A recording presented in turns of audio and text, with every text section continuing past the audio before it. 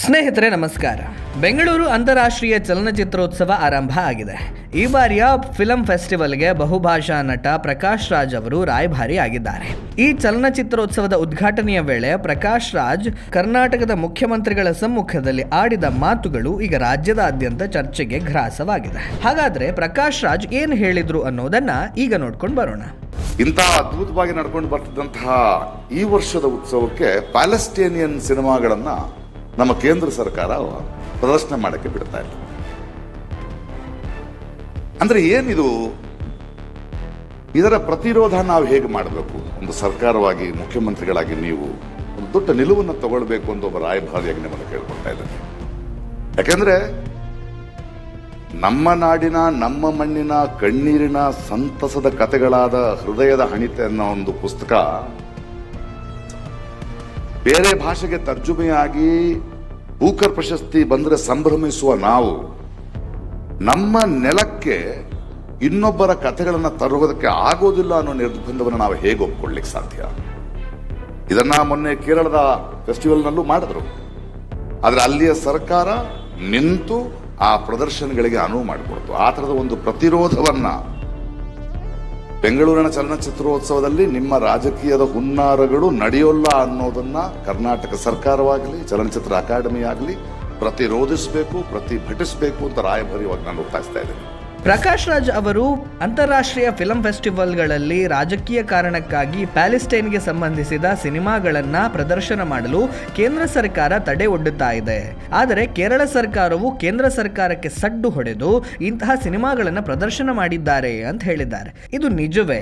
ಈ ಬಗ್ಗೆ ಮಾಹಿತಿಯನ್ನ ಕಲೆ ಹಾಕಿದಾಗ ಅನೇಕ ವಿಚಾರಗಳು ಬೆಳಕಿಗೆ ಬಂದವು. ಅವುಗಳನ್ನ ಈಗ ಹೇಳುವ ಪ್ರಯತ್ನವನ್ನ ಮಾಡುತ್ತೇವೆ. ಈ ವಿಡಿಯೋವನ್ನ ಕೊನೆಯ ತನಕ ನೋಡಿ. ಕೇರಳ ಫಿಲಂ ಫೆಸ್ಟಿವಲ್ನಲ್ಲಿ ಕೇಂದ್ರ ಸರ್ಕಾರ ಅಂತಾರಾಷ್ಟ್ರೀಯ ಸಿನಿಮಾಗಳಿಗೆ ಯಾವ ಕಾರಣಕ್ಕಾಗಿ ನಿರ್ಬಂಧ ಹೇರಿತ್ತು?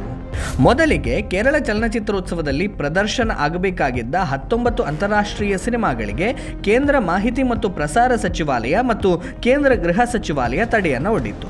ಯಾವುದೇ ಅಂತಾರಾಷ್ಟ್ರೀಯ ಸಿನಿಮಾಗಳು ಭಾರತದಲ್ಲಿ ನಡೆಯುವಂತಹ ಚಲನಚಿತ್ರೋತ್ಸವಗಳಲ್ಲಿ ಪ್ರದರ್ಶನ ಆಗಬೇಕಾದರೆ ಕೇಂದ್ರ ಮಾಹಿತಿ ಮತ್ತು ಪ್ರಸಾರ ಸಚಿವಾಲಯದಿಂದ ಅನುಮತಿಯನ್ನು ಪಡೆಯುವುದು ಕಡ್ಡಾಯವಾಗಿರುತ್ತೆ. ಇವುಗಳು CBFC ಅಂದರೆ central board of film certification ನಿಂದ ಸರ್ಟಿಫಿಕೇಟ್ ಪಡೆಯದೇ ಇದ್ರೂ ಕೂಡ ಮಾಹಿತಿ ಮತ್ತು ಪ್ರಸಾರ ಸಚಿವಾಲಯದಿಂದ ಅನುಮತಿ ಪಡೆದಿದ್ದರೆ ಪ್ರದರ್ಶನಗೊಳ್ಳಬಹುದು. ಇದರ ಆಧಾರದಲ್ಲಿ ಕೇರಳ ಫಿಲಂ ಫೆಸ್ಟಿವಲ್ನಲ್ಲಿ ಪ್ರದರ್ಶನ ಆಗಬೇಕಾಗಿದ್ದಂತಹ 19 ಅಂತಾರಾಷ್ಟ್ರೀಯ ಚಲನಚಿತ್ರಗಳಿಗೆ ಕೇಂದ್ರ ಮಾಹಿತಿ ಮತ್ತು ಪ್ರಸಾರ ಇಲಾಖೆ ತಡೆಯನ್ನು ಒಡ್ಡಿತು. ಅನಂತರ ಈ 19 ಚಲನಚಿತ್ರಗಳ ಪೈಕಿ 13 ಚಲನಚಿತ್ರಗಳಿಗೆ ಎಕ್ಸೆಂಪ್ಷನ್ ಸರ್ಟಿಫಿಕೇಟ್ ನೀಡಿ 6 ಚಲನಚಿತ್ರಗಳಿಗೆ ಮಾತ್ರ ಪ್ರದರ್ಶನ ಆಗದಂತೆ ತಡೆಯನ್ನು ನೀಡಿತ್ತು. ಅವುಗಳಲ್ಲಿ ಅತಿ ಹೆಚ್ಚಿನವು ಪ್ಯಾಲೆಸ್ಟೈನ್ಗೆ ಸಂಬಂಧಿಸಿದ ಸಿನಿಮಾಗಳೇ ಆಗಿದ್ದವು. ಆ 6 ಚಲನಚಿತ್ರಗಳು ಯಾವುದು ಅಂತ ನೋಡೋದಾದರೆ all that's left of you, clash, ಎಸ್, flames, eagles of the republic, a poet, unconcealed poetry. ಈ 6 ಸಿನಿಮಾಗಳಿಗೆ ಕೇಂದ್ರ ಸರ್ಕಾರ ತಡೆ ನೀಡಿದ್ದು ಆಡಳಿತಾತ್ಮಕ ಕಾರಣಕ್ಕಾಗಿಯೇ ಹೊರತು ರಾಜಕೀಯ ಕಾರಣಕ್ಕಾಗಿ ಅಲ್ಲ ಎಂದು ಕೇರಳ ರಾಜ್ಯ ಚಲನಚಿತ್ರ ಅಕಾಡೆಮಿಯ ಅಧ್ಯಕ್ಷ ರಸೂಲ್ ಪೂಕುಟ್ಟಿ ಹೇಳಿದರು. ಮುಂದುವರೆದು ಆಡಳಿತಾತ್ಮಕ ಕಾರಣಕ್ಕಾಗಿ 6 ಸಿನಿಮಾಗಳನ್ನು ರದ್ದುಗೊಳಿಸುವ ಕೇಂದ್ರ ಸರ್ಕಾರದ ನಿರ್ಧಾರವನ್ನ ಕೇರಳ ರಾಜ್ಯ ಸರ್ಕಾರ ಕೂಡ ವಿರೋಧವನ್ನ ಮಾಡ್ತಾ ಇಲ್ಲ ಅಂತ ಹೇಳಿದರು.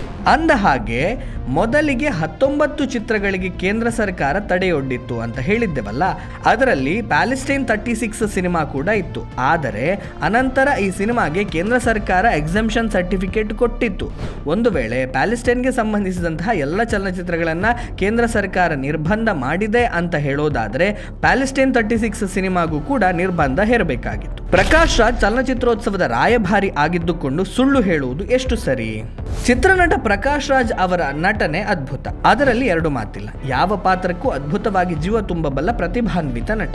ಆ ಕಾರಣಕ್ಕಾಗಿ ಅವರನ್ನ ಚಲನಚಿತ್ರೋತ್ಸವದ ರಾಯಭಾರಿಯನ್ನಾಗಿ ಮಾಡಲಾಗಿದೆ ಅಂತ ನಾವು ನಂಬೋಣ. ಬೇಕಾದ್ರೆ ಹಾಗನ್ನ ಮಾತ್ರಕ್ಕೆ ರಾಯಭಾರಿ ಸ್ಥಾನದಲ್ಲಿ ಇದ್ದುಕೊಂಡು ಅದರಲ್ಲೂ ಕೂಡ ಅಂತಾರಾಷ್ಟ್ರೀಯ ಚಲನಚಿತ್ರೋತ್ಸವದ ವೇದಿಕೆಯಲ್ಲಿ ಈ ರೀತಿಯ ಸುಳ್ಳು ಮಾಹಿತಿಯನ್ನು ನೀಡುವುದು, ರಾಜಕೀಯದ ಭಾಷಣ ಮಾಡುವುದು, ಕೇಂದ್ರ ಮತ್ತು ರಾಜ್ಯ ಸರ್ಕಾರಗಳ ಮಧ್ಯೆ ಸಂಘರ್ಷವನ್ನ ತರುವ ಮಾತುಗಳನ್ನು ಆಡುವುದು ಅದೊಂದು ಅಸಂವಿಧಾನಿಕ ಮತ್ತು ಅವರಿಗೆ ಶೋಭೆ ತರುವಂತಹ ವಿಷಯ ಅಲ್ಲ ಅನ್ನೋದು ಸಾರ್ವಜನಿಕರ ಅಭಿಪ್ರಾಯ. ಸ್ನೇಹಿತರೆ, ಇದಿಷ್ಟು ವಿಷಯ. ಮುಂದೆ ಮತ್ತೊಂದು ವಿಷಯದ ಜೊತೆಗೆ ನಿಮ್ಮ ಮುಂದೆ ಬರ್ತೇನೆ. ಅಲ್ಲಿಯವರೆಗೆ ನಮಸ್ಕಾರ.